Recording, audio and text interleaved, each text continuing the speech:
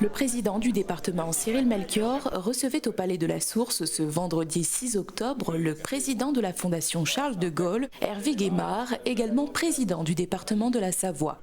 Après un entretien privé entre les deux homologues, Hervé Guémard a mené une conférence intitulée « De Gaulle et l'Outre-mer » devant un public venu en nombre.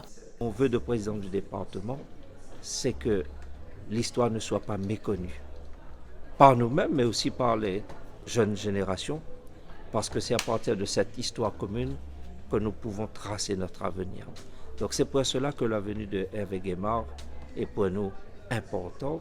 Et moi, je voudrais que chaque personne présente à ces conférences puisse participer à la diffusion de toutes ces informations autour du général de Gaulle, parce que l'histoire de France s'écrit aussi à travers les Outre-mer et bien évidemment aussi par la Réunion.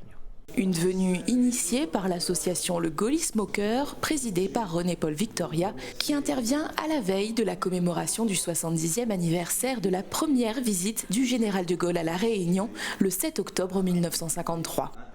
D'abord, Charles de Gaulle a un lien avec La Réunion, puisqu'il est venu ici à 2 reprises, en 1953 alors qu'il était rien du tout, si je puis dire, et en 1959 comme chef de l'État.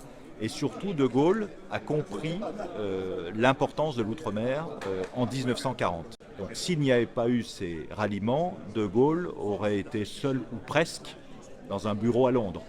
Et ça, il ne l'a jamais oublié. Et il n'a jamais oublié non plus que dans les années 50, quand il a fait sa traversée du désert, il a reçu ici à La Réunion un accueil incroyable qui lui a redonné la force d'espérer. Donc à 2 reprises dans sa vie, on peut dire que de Gaulle doit tout à l'outre-mer français. Cette conférence fut l'occasion pour Cyril Melchior de rendre hommage à André-Maurice Piouet et Marc Gérard, 2 figures du gaullisme à La Réunion, décédés cette année.